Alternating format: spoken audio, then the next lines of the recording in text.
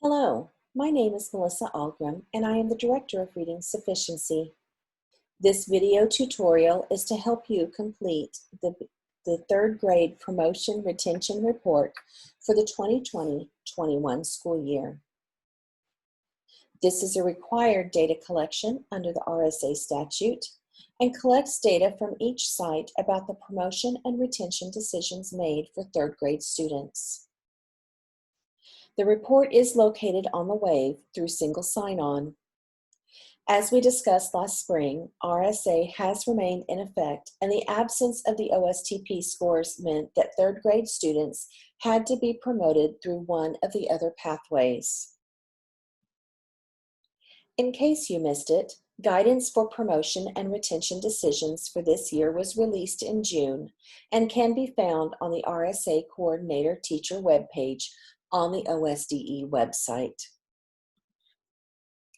At the beginning of the guidance document, the pathway to promotion options are defined as seen here. Pathway 1, meeting criteria on the OSTP, was not possible for any student this year and is not an option. Students who were promoted to fourth grade were promoted according to either Pathway 2, through meeting the target on a screening assessment, Pathway 3, through one of the good cause exemptions, or Pathway 4, through a unanimous decision to promote by the Student Reading Proficiency Team, or SRPT. This team consists of the student's parent or guardian, the third grade teacher, a fourth grade teacher, and a reading specialist if one is available. Promotions through exemptions and the SRPT were then approved by the principal and the superintendent. To clarify how these decisions were made, the decision tree shown can be found on page 4 of the guidance document. The end-of-year grade level target for third grade is the standard score that aligns with the 40th percentile. On page 1 of the guidance document, you can find that target score for whichever screening instrument your district is using. An explanation for each of the good cause exemptions can be found on page 2 of the guidance document. Just a quick reminder that Good Cause Exemption 1 addresses students who are English learners who have had less than 2 years of instruction in English. Good Cause Exemption 2 is for students whose IEP indicates they would be assessed under the Oklahoma Alternate Assessment Program, or OAP. This is a valid exemption even though students did not actually take the OAP this year. Exemption 3 would be for students who took an alternative assessment, such as the ITBS, SAT-10, or Terra Nova, and scored at or above the 45th percentile. This exemption is often confused with a screening assessment used for Pathway 2, so please be aware that these are two different options. Exemption 4 would apply to students who successfully completed a teacher-created portfolio.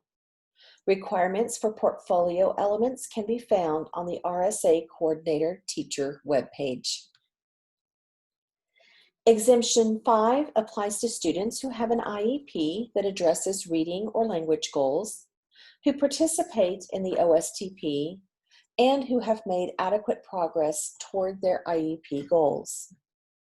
This is often confused with Exemption 2, so it is important to remember that Exemption 2 is for students on an IEP who would take the OAP, while Exemption 5 is for students on an IEP who would take the OSTP, or regular state test.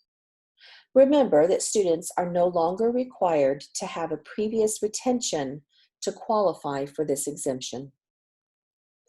Exemption 6 is for students who have been previously retained for 1 year in either pre-kindergarten, kindergarten, first, second, or third grade. Enrollment in a transition class, such as T1, would be considered a retention year for this purpose.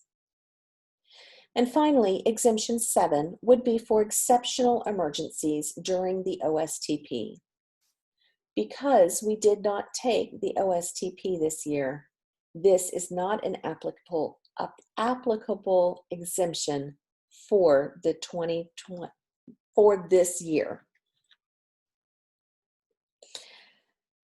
In order to complete the third grade promotion retention report, you will need to log into the WAVE through single sign-on. If you do not have access to the WAVE, you will need to contact your district superintendent. From the home page, click on Reporting on the top menu, then select State Reporting Certification from the drop-down menu.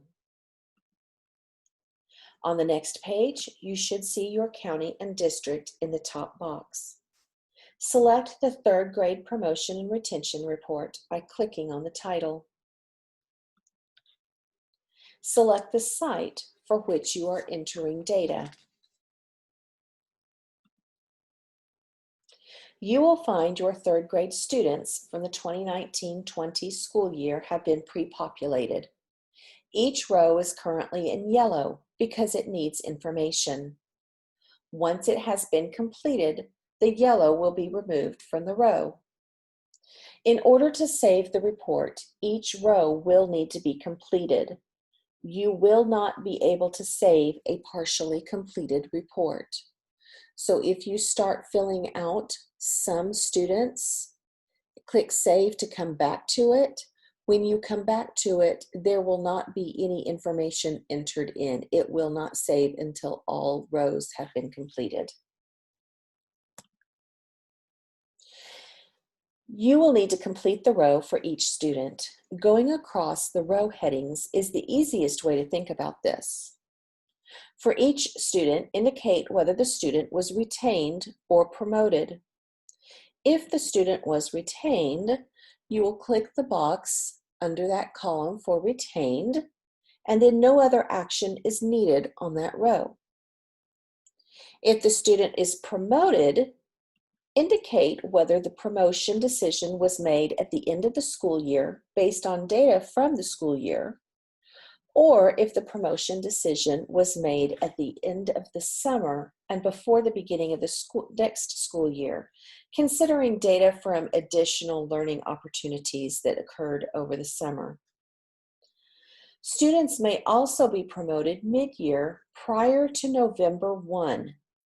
In order to be promoted mid-year, the school must determine that the student meets those requirements through either the successful completion of a portfolio, good cause 4, or satisfactory performance on an alternate assessment, good cause 3. Remember, that's not the screening assessment, it's the alternate assessment. It's a criterion referenced assessment like the ITBS, SAT-10, or Terra Nova. If a student is promoted, the reason for promotion must then be indicated. For each promoted student, indicate the reason for the promotion, either through meeting the target on the screener for Pathway 2, or meeting the requirements for one of the good cause exemptions, or promotion through the Student Reading Proficiency Team, or SRPT. So for any student who has been promoted, they will have one box indicated in the red area and one box indicated in the green area. So we should see 2 check marks for students who have been promoted. If a student has been retained, there will only be 1 check mark in that row. And finally, the last column is reserved for special situations in which a student does not fall under the requirements of the Reading Sufficiency Act. A student who enrolled just prior to or during distance learning from an out-of-state school, private school, or homeschool does not fall under the requirements of the RSA. If a student left the school during the year prior to distance learning and should no longer be on the student list, this box can be selected for that purpose. If a student left the school just prior to or during distance learning, then the school should have communicated any recommendation for promotion or retention with the receiving district. and those recommendations should be recorded on this report if at all possible. To clarify what we just reviewed, let's look at a few examples. If the first student was retained, click the box in the first column. This row will turn to white and will be considered completed if I were actually filling out this report. The second student left the school in November, so the last column has been selected, not tested due to exit. No other information is needed for this student. The next student had an IEP for reading or language, but was scheduled to take the OSTP. The student was promoted at the end of the school year with good cause exemption 5 because they were taking the OSTP. This student was promoted at the end of the school year by a unanimous decision of the Student Reading Proficiency Team, or SRPT. The next student was promoted at the end of the school year by meeting the grade level target on one of the approved screening instruments earlier in the year. And the last student received additional instruction over the summer. At the end of the summer, the Student Reading Proficiency Team felt that promotion was the best option for the student and made a unanimous decision to do so. So the student was promoted over the summer by the Student Reading Proficiency Team. Again, once every row has been completed, you will not see any yellow on that screen any longer, and then it means that you will be able to save. So when you have filled every row in, make sure you click the Save button at the bottom of the page. If it's been partially completed and you click Save, you will not find your work when you come back to it.